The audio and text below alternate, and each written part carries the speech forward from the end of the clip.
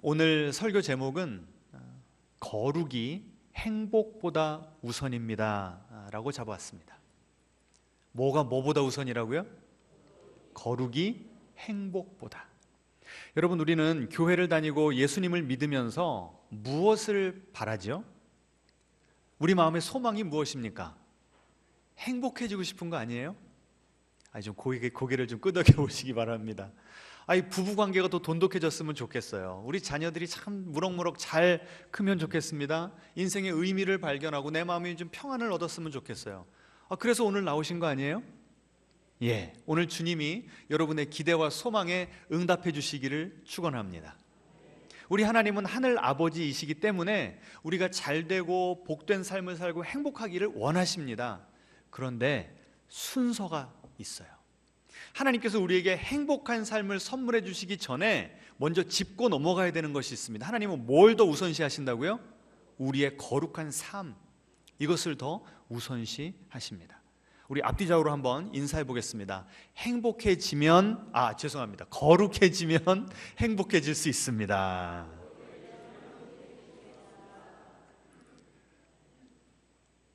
우리는 그렇게 행복을 원하는데요, 하나님은 우리에게 먼저 너희는 뭐 해져야 된다? 거룩해져야 된다라고 말씀을 하세요. 마가복음 2장에 보시면 예수님께서 그 한 집에서 설교를 하고 계실 때 많은 사람들이 빽빽하게 모여들었습니다. 그런데 거기에 친구 4명이 중풍병자 하나를 들고 온 거예요. 들어갈 수가 없으니까 어떻게 했죠? 지붕을 뚫고 내렸습니다. 얼마나 사람들이 깜짝 놀랐을까요? 예수님도 당황하셨을 것 같아요. 딱 보니까 중풍병에 걸린 사람이에요. 근데 예수님이 그 병자를 보고 하신 어떤 말씀을 가장 먼저 하셨는 줄 아세요? 너의 죄가 사하여졌느니라. 여러분, 그 병자도 알고 친구들도 알고 모든 사람들이 다 알아요. 지금 이 병자가 원하는 건 뭡니까? 건강해지는 거죠. 그 병에서 치유가 되는 거죠. 그런데 예수님께서 보실 때 이 사람에게 정말 필요한 건 뭡니까? 치유보다 더 먼저 필요한 게 뭐예요? 죄사함, 하나님과의 관계 회복, 거룩이었다는 거예요. 예수님은 얼마나 그 사람이 불쌍해 보이고 긍휼히 여기셨음에도 불구하고 그 친구를 지붕을 뚫고 내리기까지 그 친구들의 그 정성과 간절한 마음을 보셨음에도 불구하고 행복을 먼저 주셨어요? 거룩을 먼저 주셨어요? 거룩을 먼저 주셨어요. 자, 오늘 설교 제목이 뭐라고요? 거룩이 행복보다 우선입니다. 오늘 설교 끝났습니다. 여러분, 왜 하나님께서는 우리에게 거룩을 그렇게 강조하실까요? 그냥 행복한 삶을 주시면 안 되나요? 여러분은 나는 이런 삶이 이런 일들이 내 인생 가운데 이루어지면 행복할 것 같아 라고 하는 행복의 조건들이 있습니다. 한참 생각해야 돼요? 아니면 한번 말씀해 보시겠습니까? 하면 두두둑 튀어나옵니까?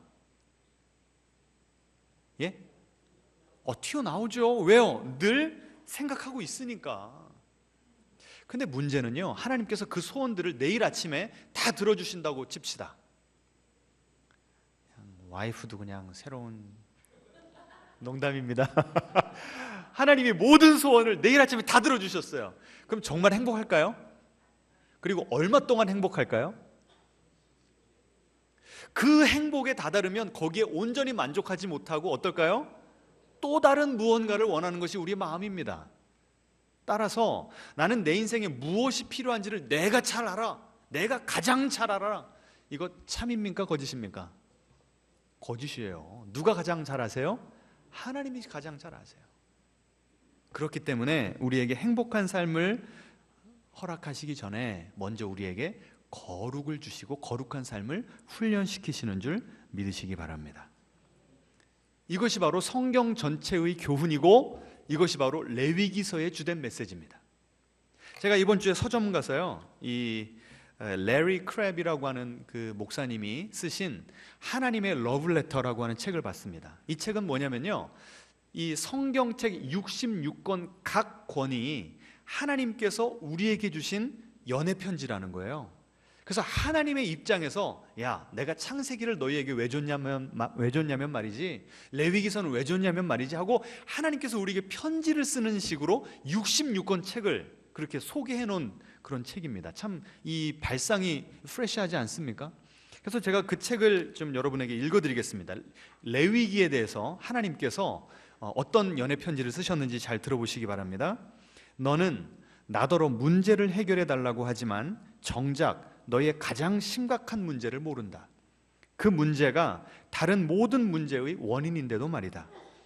나에게서 가장 멀리 떠난 것이 너에게는 가장 치명적인 문제라는 것을 너는 아직도 깨닫지 못하는구나. 지금 우리는 뭘 원한다고요?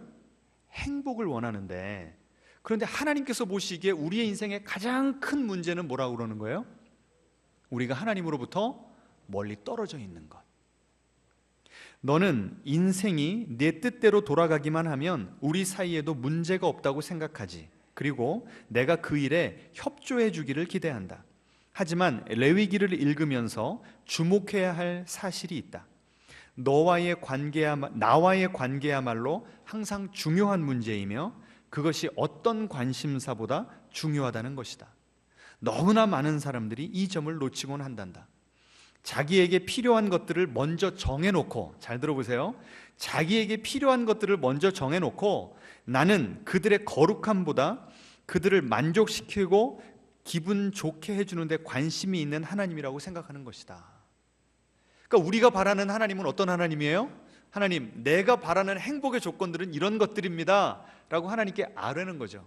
그리고 하나님, 당장 내가 원하는 시간에 내가 원하는 방식으로 들어주셔야 돼요 라고 하나님께 요청을 한다는 거예요. 여러분, 우리가 그런 마음으로 하나님께 접근을 하고 그런 마음으로 하나님을 섬기는 한 우리는 이 성경에 계시된 하나님을 섬기고 사랑하는 것입니까? 아니면 내가 내 마음에 하나님을 만들어낸 것입니까? 여러분, 유럽의 그 많은 철학자들이요, 이런 말을 했습니다. 기독교에 대해서 비판하면서 하나님이 우리를 하나님의 형상대로 창조한 것이 아니고 우리 인간이 인간의 형상대로 하나님을 창조했다고 말해요. 여러분, 이 말이 맞습니까? 틀립니까? 어떤 신이냐에 따라 다른 거예요. 여러분, 성경이 계시하는 신은 우리가 창조했습니까? 아니죠. 그 하나님이 우리를 하나님의 형상대로 창조했습니다. 그런데 어떤 신이에요?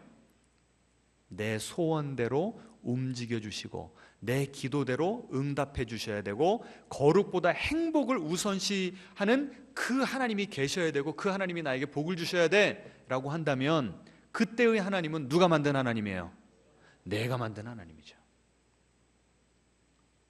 지금 하나님께서 이 레위기를 통해서 너희들은 거룩을 원하냐 행복을 원하냐 지금 도전하고 계시는 거예요.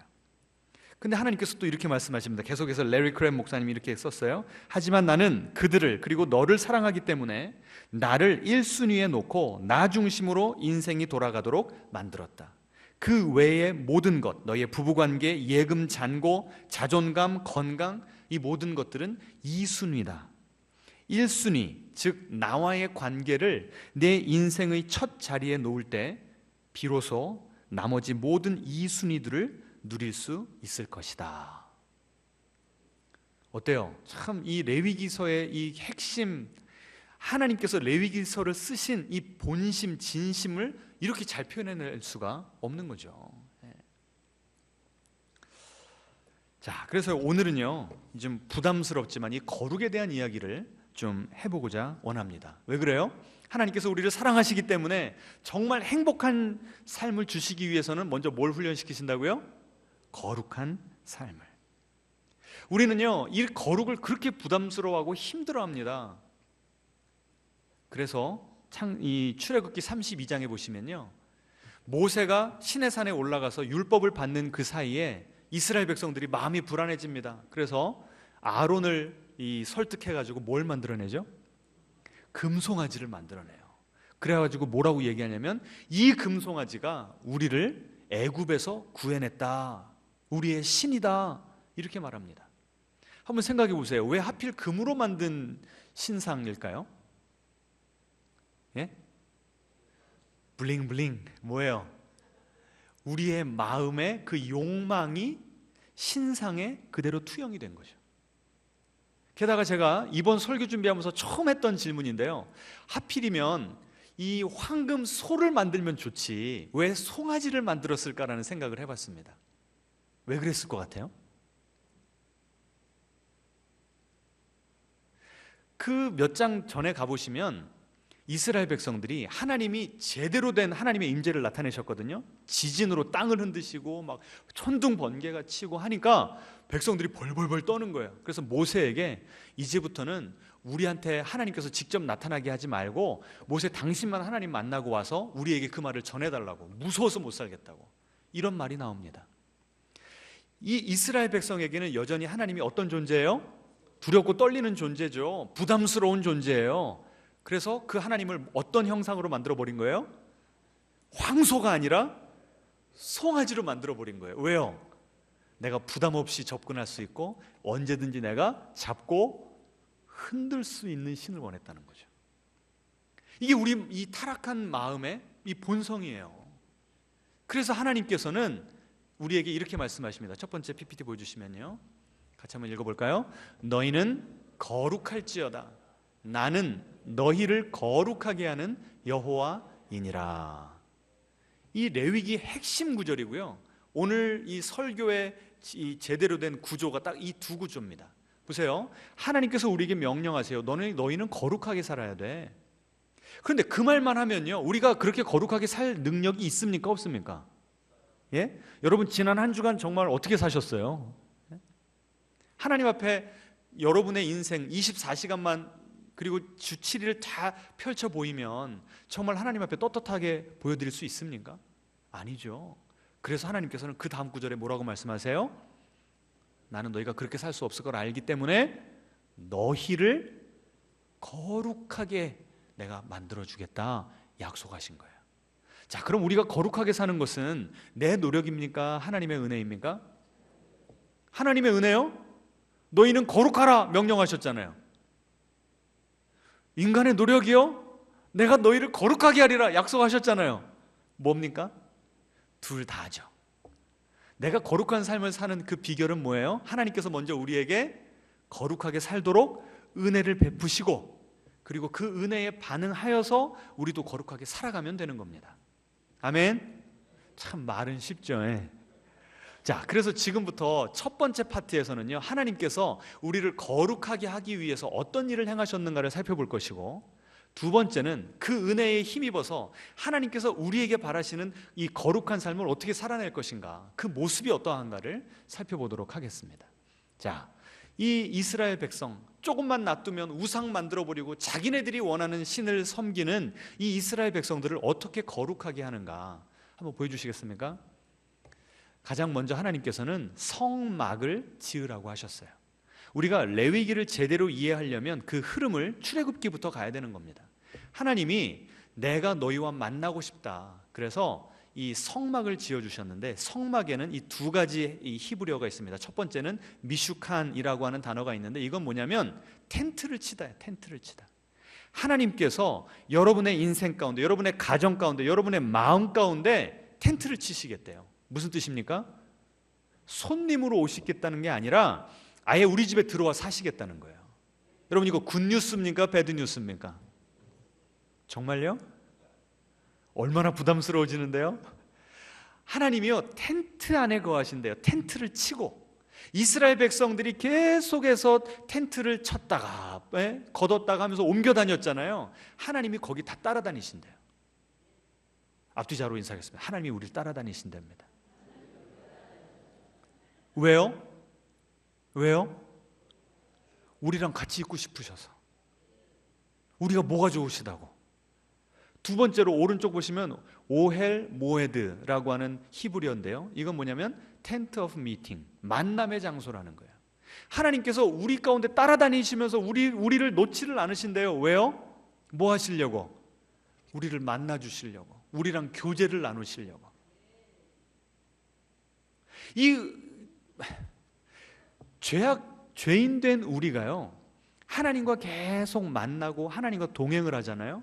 여러분 부부가 30년 50년 살면 어떻게 됩니까? 닮아가죠. 우리가 하나님과 계속해서 동행하면 어떻게 돼요? 하나님 닮아가는 거룩한 삶을 살 수 있게 되는 거예요. 그래서 하나님은 내가 너희를 거룩하게 만들어줄게 하시면서 주신 첫 번째가 뭐라고요? 성막, 회막입니다. 김경렬 교수님이라고 이 드라마 레위기라고 하는 책을 쓰신 분이요, 여기다가 성막에 대해서 이렇게 쓰셨습니다. 하나님이 이스라엘과 맺으신 언약은 일종의 결혼식이었다. 언약을 통해 하나님과 백성은 신랑과 신부, 남편과 아내와 같은 사이가 되었다. 자, 언약이라는 게 뭐라고요? 이게 언약이 마치 뭐와 같다? 결혼 서약과 같다는 거예요. 누구와 누구 사이에? 하나님과 이스라엘 백성 사이에. 그리하여 하나님은 자기 신부인 백성과 함께 거하기 위하여, 잘 들어보세요, 성막이라는 신혼방을 마련하도록 지시하셨던 것이다. 여러분, 성막이 뭐라고요? 신혼방이네, 신혼방. 여러분, 어떻게 그 신혼방에 자주 들어가십니까? 벌써 부부가 각방 쓰시는 거 아니에요? 하나님은 지금 우리를 만나고 싶어서 애가 지금 타시는 거예요. 그래서 죄로 얼룩진 백성들을 거룩하게 하시기 위해서 성막을 통해서 우리를 만나 주신답니다. 하나님의 은혜 중에 은혜임을 믿으시기 바랍니다. 자, 그러면요, 이 신혼방에 우리가 들어가야 되는데 그냥 우리의 모습대로는 들어갈 수가 있어요, 없어요? 없어요. 그래서 우리를 거룩하게 하시기 위해서 하나님이라고 하는 그 남편, 그 신랑에게 이 빛깔과 향기에 맞는 존재가 되기 위해서 하나님께서 우리에게 두 번째 주신 제도가 있는데 바로 그것이 제사입니다. 제사. 여러분, 레위기서 읽으시면서 뭔 제사가 이렇게 많냐고 그랬죠? 하나님께서 우리를 부르시기 위한 그 안전장치임을 믿으시기 바랍니다. 그런 관점으로 레위기를 다시 한번 읽어보시면 레위기서가 은혜가 될 줄로 믿습니다. 자, 레위기서에 나온 그 5가지 제사, 대표적인 제사가 있습니다. 뭡니까? 번제, 소제, 화목제, 속죄제, 속건제. 이 정도는 외우셔야죠. 근데 그 중에 오늘은요, 짧게라도 속건제를, 번제를 살펴보도록 하겠습니다. 우리 레위기 1장으로 가보겠습니다. PPT를 일부러 안 만들었습니다. 핸드폰을 열어보시던, 성경책을 펼치시던 레위기 1장을 같이 보겠습니다.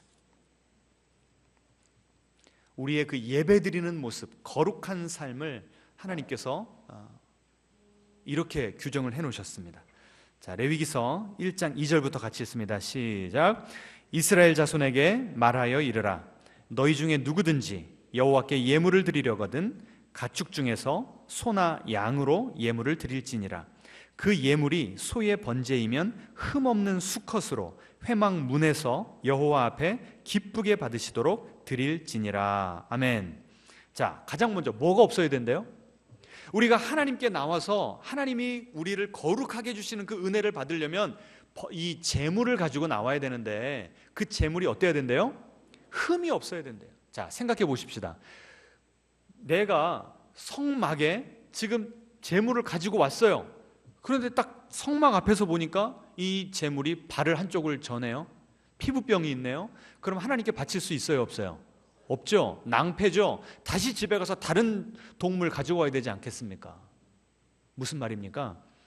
흠없는 제물을 바쳐라 라고 하는 것은 어떻게 하라는 얘기예요? 성막에 가져오기 전에 먼저 살펴보라는 얘기죠. 다시 말하면 내가 번제를 드리려면 그 번제는 성막 들어가는 그 순간부터 시작된다는 겁니까? 아니죠. 언제부터 시작돼요? 집에서부터 시작된다는 거예요. 여러분, 어제 몇 시에 주무셨습니까? 직업상 할 수 없이 늦게 주무시는 분들은 제외를 하고, 내일 회사도 안 가겠다. 지금까지 밀려놓은 넷플릭스의 그 재밌는 드라마들 밤 1시, 2시까지 12작, 12부작, 16부작 막 다 보고, 막 밤에 치킨 늦게 시켜 먹으면서 막 늘어지게 자고 아침에 헐레벌떡 오고, 혹시 이것이 우리의 주일 예배를 대하는 태도는 아닙니까? 오늘 제가 이 2부 예배를 몇 시에 시작했죠? 11시 10분에 시작했습니다. 어떤 분들은 저한테 막 이렇게 하세요. 왜 시작 안 하시냐고. 의도적으로 그랬습니다. 의도적으로. 오늘 늦게 오신 분들, 예배가 왜 여기밖에 안 됐지? 라는 생각하면서 들어오셨어요? 네, 여러분 일부러 찔리시라고. 근데 오늘 보니까요, 제가 11시 10분까지 기다리니까 10분에도 많이 안 오세요. 그 이후로 주로 오시더라고. 근데 여러분 시험 드시면 안 돼요. 늦게 오신 분들 보니까 다 제가 좋아하는 분들이야. 너무 안타까워서 지금 여러분을 사랑하는 마음으로 드리는 말씀이니 제발 시험에 드시거나 상처받지 마시기를 바랍니다. 그런데 한번 생각해 보세요. 제가 오늘 말씀을 준비하면서 예배에 대한 태도를 준비하면서 이 생각하면서 우리 성도님들 주일날 오시는 시간대를 봤어요. 제가 1부 예배 끝나면 10시 반이거든요. 그러면 이미 저 밖에서 장의자에 앉아서 기다리시는 분들이 계세요. 1년 12달 눈이 오나 비가 오나 항상 그 자리에 그 시간에 앉아 계세요. 어떤 분들은 10시 반부터 오셔서 11시에 예배를 준비하십니다. 그런데 어떤 분들은 이제 그래도 대부분은 시간 맞춰 오시죠. 근데 늦게 오시는 분들은요, 가만히 보면 11시 10분에 오시는 분들이 계시고 15분에 오시는 분들이 계시고 20분에 오시는 분들이 계신데 문제는 뭐예요? 15분에 오시는 분들은 항상 15분에 오시고 20분에 오시는 분들은 항상 20분에 오시고, 이거는 무슨 뜻입니까? 늦는 것도 다 뭐다? 습관이 되어버렸다는 거예요. 여러분 정말 내 인생, 내 운명을 좌지우지할 중요한 인터뷰가 있다. 근데 여러분 늦으시겠습니까? 내가 정말 중요한 사람을 만나야 돼요. 그 사람이 나한테 한번 예스 사인 한번 해주면 내 인생이 활짝 핍니다. 그럼 그 사람 만나려면 어떻게 하시겠어요? 그 전날부터 미리 다 목욕하고 컨디션 최상으로 만들어 놓고 그 전날 숙면을 취하고 그 다음날 아침도 일찍 일어나서 준비하지 않겠습니까? 혹시라도 내가 가다가 사고가 나거나 교통이 막힐 수도 있으니까 미리미리 와서 준비하는 것이 그 사람을 만나는 예의 아니겠습니까? 하나님 앞에 제물을 드릴 때 흠이 없는 제물을 드려야 된대요. 미리 오셔서 한 주를 돌아보시면서 철저하게 회개하는 그런 마음으로 예배를 준비하는 여러분 되시기를 주님의 이름으로 축원합니다. 자, 그 다음에 계속 읽을게요. 여기 보시면 3절 후반절에 기쁘시게 받으시도록 드릴지니라. 기쁘시게 받으시도록. 누가 기쁘시다는 거예요? 하나님이. 근데 우리는 예배를 드릴 때 진짜 가슴에 손을 얹고 생각을 해봅시다. 누구 기쁘라고 예배를 드려요? 예? 나 중심의 예배를 드릴 때가 너무나 많은 것 같아요. 우리는 예배를 딱 드리면서 속으로 오늘 목사님 설교 대박인데? 너무 은혜되는데? 할 때가 있는가 하면 나랑 전혀 맞지도 않고 오늘 목사님 왜 이렇게 좀 헤매시나? 오늘 좀 별론 것 같은데? 우리가 우리 중심에 정말 나에게 은혜가 되느냐 안 되느냐, 내가 무언가를 얻고 돌아가느냐 못 돌아가느냐, 이런 관점에서 우리가 예배를 대할 때가 얼마나 많냐는 거예요. 그런데 누구를 기쁘시게 하는 게 예배라고요? 하나님을. 그럼 한번 우리는 예배를 드릴 때 이런 질문을 가지고 들어가 봐야 됩니다. 지금 내가 예배를 드리는 내 자세와 모습이 하나님이 보실 때 기뻐하실 만한 모습인가? 이 질문을 가지고 예배를 드리라는 거예요. 그럼 우리가 정말 이 회개해야 될 부분이 있습니까? 없습니까? 있죠. 자, 그 다음에 4절 같이 읽습니다. 시작. 그는 번제물의 머리에 안수할지니 그를 위하여 기쁘게 받으심이 되어 그를 위하여 속죄가 될 것이라. 어떻게 하렵니까? 그 제물에다 어떻게 하래요? 안수를 하래요. 무슨 뜻입니까? 두 가지예요. 하나는 동일시, 죄인된 나와 이 동물이 하나가 되는 겁니다. 그리고 죄의 전가, 내가 간절히 회개를 하면 나에게 있었던 죄가 동물에게 옮겨간다고 하나님께서 쳐주시겠다는 거예요. 이것보다 큰 은혜가 어디 있습니까?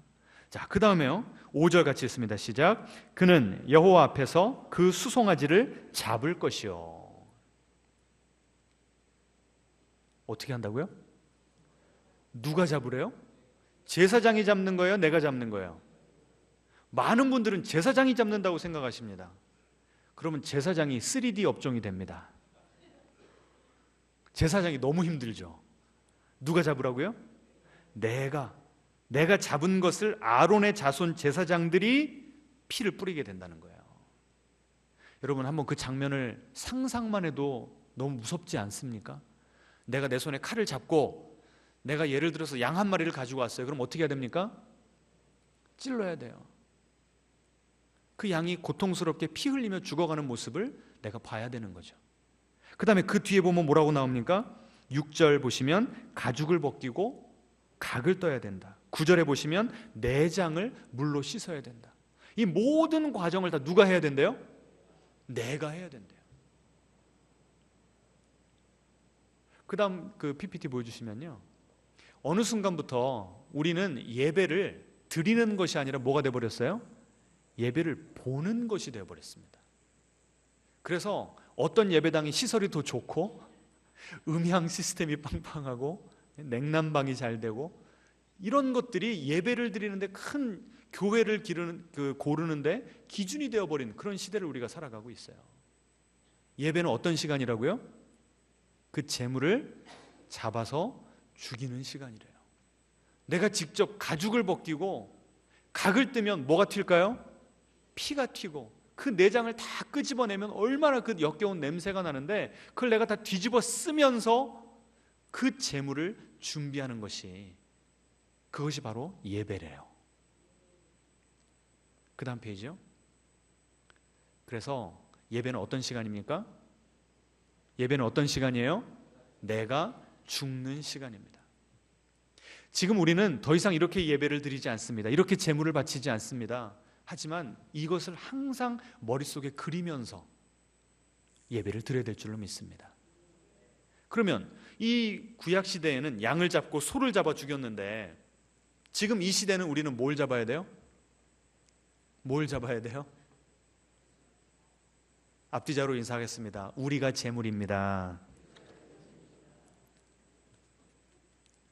제가 아까 묵도할 때 이 구절을 읽어드렸습니다. 로마서 12장 1절. 내가 하나님의 모든 자비하심으로 너희를 권하노니 너희 몸을 하나님이 기뻐하시는 산 제물로 드리라. 그러니까 지금 예배 드리는 시간이 내가 내 자신을 죽이는 시간이에요. 나의 어떤 부분을 죽이는 시간입니까?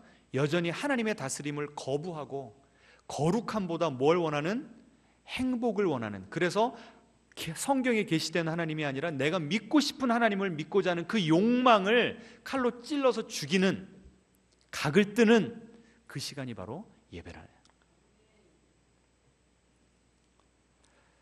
자, 그 다음 페이지 보여주시면, 그래서 우리는 더 이상 이 예배를 드리지 않는데 왜 그런가 하면 예수 그리스도 때문에 그렇습니다. 같이 읽겠습니다. 그는 저 대제사장들이 먼저 자기 죄를 위하여 그리고 다음에 백성의 죄를 위하여 날마다 제사 드리는 것과 같이 할 필요가 없으니 이는 그가 단번에 자기를 드려 이루셨음이라. 아멘. 예수님께서 자기 자신을 희생예물로, 흠도 점도 티도 없는 완벽한 희생제물로 하나님께 드리심으로 더 이상은 매번 제사를 드릴 필요가 없이 단번에, 영어로 하면 뭡니까? Once for all. 한 번 제사를 드렸는데 그 제사의 효력이 모든 사람에게 영원히 효력이 있는 것, 이것이 바로 단번에라고 하는 표현이 함축하고 있는 말입니다. 그래서 우리는 더 이상 이런 동물을 잡을 필요가 없어요. 그런데 저는요, 이것이 굿뉴스도 되지만 동시에 그래서 우리가 너무나 예배를 하찮게 생각하지 않는가라는 생각을 해봤습니다. 우리가 다음에 정말 이 온 성도들이 이 여름에 수련회를 갈 일이 있으면 염소 한 마리를 저렇게 잡아서 구약식으로 한번 제사를 드려보는 것도 괜찮겠다라는 생각이 들었어요. 저 동물을 잡을 때 어떤 마음으로 잡을까? 이것이 바로 우리가 하나님 앞에서 살아가는 그 모습이 돼야 될 텐데, 우리가 이런 모습이 되도록 하나님께서 이 예배를 통해서 하나님께서 우리에게 거룩을 훈련시키신답니다. 아멘. 우리가 이런 예배자들로 거듭나게 되시기를 주님의 이름으로 축원합니다. 그래서 예수님께서 당신을 희생예물로 드리실 때 예수님 돌아가시자마자 성전에서 어떤 일이 벌어졌죠? 휘장이 위에서부터 밑으로 쫙 찢어졌어요. 그 당시 성소에 있었던 휘장은요, 두께가 10cm에서 15cm였답니다. 이건 인간이 이렇게 찢을 수가 없는 정말 단단한 천으로 된 것이었는데 하나님께서 찢으신 거예요. 왜 그러셨을까요? 아까 성막이 하나님과 백성이 만나는 뭐라고 그랬어요? 신혼방이라고 그랬죠. 신혼방인데 그 수천 년 동안 하나님은 기껏해야 대제사장만 1년에 몇 번? 한 번 만나신 거예요. 얼마나 우리를 만나고 싶으셨든지 완벽한 제물인 예수님을 받으시자마자 그것을 기쁘게 여기셔서 어떻게 하신 거예요? 백성들과 하나님을 가로막고 있던 휘장을 찢어버리신 거예요. 그리고 내가 너희를 얼마나 만나고 싶었는지 아느냐? 하나님이 우리에게 튀어나오신 겁니다. 그래서 우리 한 사람 한 사람의 마음 가운데 거하고 계심을 믿으시기 바랍니다. 자, 그래서 그 다음이요. 그래서 우리에게 이 예수님의 이 보혈이 우리를 다 예배자로 만드는 거예요. 자, 맨 윗줄 같이 읽어볼까요? 문을 나서는 순간 당신의 삶이 제단입니다. 하나님은 우리를 거룩하게 만들어주시겠다고 약속하시고는 성소를 주셨고 제사를 주셨어요. 그리고 그것이 다 예수님을 통해 완성이 됐습니다. 그래서 이제 우리에게는 거룩하게 살 수 있는 능력이 있어요. 아멘. 그래서 하나님께서 우리에게 너희는 내가 거룩하듯이 너희도 거룩하라 라고 명령하신 겁니다. 무슨 뜻인가 하면 하나님의 속성이 거룩이기 때문에 너희들이 나와 동행하면 나와 닮아서 너희도 거룩한 삶을 살게 된다, 이렇게 말씀하신 거예요.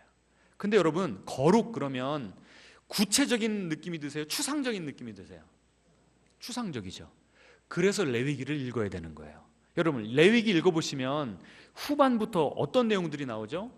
어떤 음식은 먹어라, 어떤 음식은 먹지 말아라, 옷은 어떻게 입어야 된다, 뭐 여성의 생리와 뭐 출산, 뭐 문둥병, 별의별 내용들이 다 나오죠. 왜 이런 내용들이 나올까요? 그 각각이 하나님께서 원하시는 하나님 앞에서의 거룩한 삶이라는 거예요. 무엇을 먹을까? 무엇을 만질까? 하루에 이 1년을 살아가면서 어떤 절기를 지키면서 시간을 어떻게 사용할까? 어때요? 그냥 거룩하다라고 하는, 거룩이라고 하는 단어를만 들을 때랑 지금 제가 여러 가지로 레위기에 나온 내용들을 풀어 헤쳐드리니까, 예를 들어드리니까 어때요? 더 이상 추상적이지 않죠? 실제적이잖아요. 하나님께서 요구하시는 예배는요, 주일날 1시간 모여서 드리는 이 예배, 이것도 중요합니다. 나 자신을 죽여야 되는 시간이에요. 하지만 이것만큼, 아니면 오히려 더 중요한 건 뭡니까? 삶으로 드리는 예배라는 거예요. 교회 바깥에서 드리는 예배라는 거예요. 이 레위기는요, 접촉의 신학입니다. 무슨 신학이라고요? 접촉의 신학. 내가 부정한 것과 접촉이 되면 그 부정함이 어떻게 돼요? 나에게로 옵니다. 그래서 나까지도 부정해지는 거예요. 부정한 사람은 하나님 앞에 나올 수가 없습니다. 정결하다는 것은 뭐냐면 하나님께 예배를 드릴 티켓을 얻었다는 거예요. 그래서 우리가 일주일에 한 번 이 자리에 나오기 위해서라도 월요일부터 토요일까지의 삶이 정결하게 사는 삶이 되어야 된다는 겁니다. 그래서 사람들이, 이 이스라엘 백성들이 주변 국가들의 영향을 많이 받았다는 거예요. 그래서 하나님께서 너희는 거룩해야 된다, 정결해야 된다. 이건 무슨 뜻인가 하면 그 이방 문화에, 이방 가치관에 동화되지 말아라, 이렇게 말씀하신 거예요. 그래서 이스라엘 백성들이 이 신앙의 이 성숙도가 낮았을 때는요, 일단 너희는 격리해라, 그들과 상종도 하지 말아라, 이렇게 말씀하시는 거예요. 그래서 접촉만 하면 부정하다라고 엄하게 명령을 하신 겁니다. 가르쳐 주신 거예요. 그런데 이게 신약으로 넘어가잖아요. 시간이 없어서 자세하게 설명을 못 드리는데, 신약으로 넘어가면 하나님, 예수님은 뭐라고 말씀하시냐면 내가 너희를 세상으로 보낸다, 너희들은 세상의 빛과 소금이다라고 말씀하시는 거예요. 이걸 쉽게 설명을 드리자면 이겁니다. 내가 허랑방탕한 삶을 살다가 예수님을 믿게 됐어요. 이제는 술, 담배도 안 하고, 예를 들면 무슨 노름도 안 하고, 뭐 하여튼 다 안 해요. 다 격리를 해버렸어요. 일단 교회 안에서 살면서 내가 믿음이 충만하고 장성한 데까지 지금 자라나고 있습니다. 그런데 동창회에서 부르는 거예요.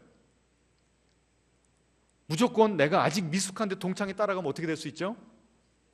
유혹에 빠질 수도 있고 시험에 빠질 수도 있어요. 갔는데 막 유흥 문화를 즐기는데 나한테 따라오라고 그러면 넘어질 수도 있어요. 갔는데 친구들이 외제차 끌고 오고 명품백 들고 오면 나도 시험에 들어가지고 그 자꾸 카드를 긁으려고 그래요. 이게 뭡니까? 내 마음에 거룩에 대한 중심이 잡히지 않았기 때문에 아직도 세속적인 문화에 내가 자꾸 흔들리게 되는 거예요. 그런데 내가 주님 안에서 중심을 잡고 계속 말씀 양육받고 기도하면서 이제 하나님의 거룩하심을 조금씩 이제 내 삶 가운데 실천을 하게 되면 그 다음부터는 동창회 가서 어떻게 되는 거예요? 그 친구들 전도해 오는 거죠. 아멘. 그러니까 여러분이 여러분의 신앙의 성숙도를 보고 이 세상 문화에 어느 정도까지 내가 내 자신을 드러낼 것인가를 결정하셔야 되는 겁니다. 아멘. 우리나라 초창기에 이 기독교가 들어왔을 때요, 이 기독교는 엄청난 변혁을 일으켰습니다. 단지 세상 문화가 더럽고 추악하기 때문에 우리들끼리만 뭉쳐 살아야 된다, 그렇게 하지 않았어요. 그 당시에 이 가부장제로 똘똘 뭉쳐 있었던 이 한국 문화 가운데 이 선교사들이 와가지고요, 여성들을 교육시켰습니다. 여성들이 이 전문 직업을 갖게 되면서 한국 사회가 변하게 된 거예요. 그리고 백정들, 노비들에게 이 선교사들이 복음을 전했습니다. 그래서 이 양반과 상놈이 같이 같은 교회에서 예배를 드리면서 이 신분제가 타파가 되고 이 인권이 이 사회적인 약자들에게 회복되는 놀라운 역사가 일어났어요. 이 교회가 제대로 된 거룩함의 능력을 드러내면요, 단지 세상의 것들에 오염되지 않도록 막는 데서 그치는 것이 아니라 오히려 예수님께서 죽은 사람 만지면 어떻게 됐어요? 죽은 자의 부정함이 예수님께로 오는 것이 아니라 예수님의 생명이 죽은 자에게로 흘러가서 그 사람이 살아났죠. 그런 놀라운 역사가 교회를 통해서 이루어진다는 거예요. 우리 한국 교회에도 그런 찬란한 유산이 있습니다. 그런데 문제는 뭔가, 지금 우리가요, 이 한국 수많은 교인들이 예배를 놓쳐버렸어요. 하나님과의 관계를 놓치게 되니까 어디까지도 무너져요? 이웃과의 관계도 무너져 버립니다. 하나님께서 내가 거룩하니 너희도 거룩하라라고 말씀하셨죠. 내가 거룩하다는 건 뭐냐면, 나는 너희 주변에 있는 그 국가들이 섬기는 이방신과 같지 않다는 거예요. 나는 너희들의 재물만을 보는 신이 아니라는 겁니다. 재물보다 예배드리는 사람의 삶을 더 중요하게 여기는 분이 우리 하나님이심을 믿으시기 바랍니다. 오늘 예물 들고 오셨죠? 그런데 그 예물을 보다 하나님께서 너는 일주일 동안 나와 동행했느냐, 정말 거룩한 삶을 살았느냐, 하나님께서 물어보신다는 거예요.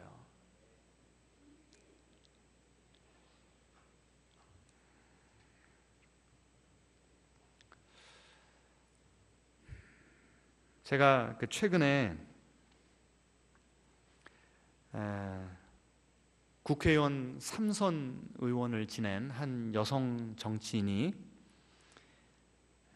장관 후보자로 올라서 청문회를 하고 있는 그 모습을 보고 참 가슴이 아팠습니다. 이분이 여러 가지 논란에 휩싸여서 결국은 지명이 철회되었지 않습니까? 근데 이분의 여러 가지 논란 가운데 한 가지가 갑질이었어요. 여러분 다 보셔서 아시죠? 보좌관들에게 이런 말을 했다고 합니다. 너는 IQ가 한 자리냐? 내가 너를 죽였으면 좋겠다. 이걸 육성 녹음을 했더라고요.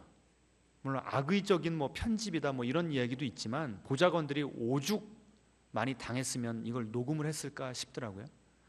이걸 직접 음성으로 틀어줘 버리니까 그 후보자가 얼굴이 사색이 되더라고요. 근데 여러분 아시다시피 그분이 대형교회 권사님이십니다. 아까 제가 하나님께서는 무엇보다 무엇을 더 중요하게 여기신다고 그랬어요?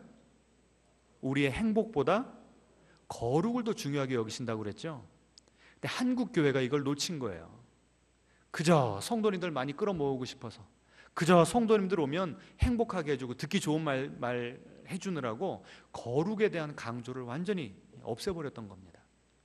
이 거룩이라는 것은 하나님과 나 사이의 관계만 뿐만이 아니라 누구와의 관계? 이웃과의 관계도 다 들어가 있는 거예요.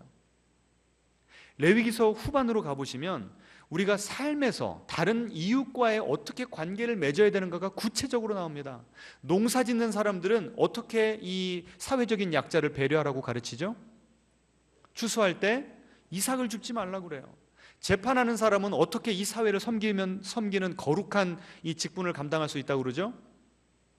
뇌물 받고 판단하지 말라는 거잖아요. 돈 있는 사람에게만 유리하게 판단하지 말라는 거잖아요.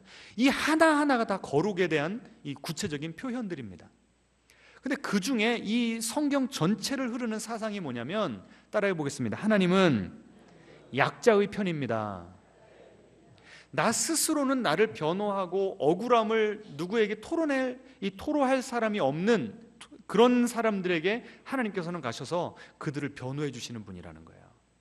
그러면 하나님이 거룩하니 너희도 거룩하라는 얘기는, 하나님이 그렇게 약자의 편을 들어주시니 우리도 어떻게 해야 된다?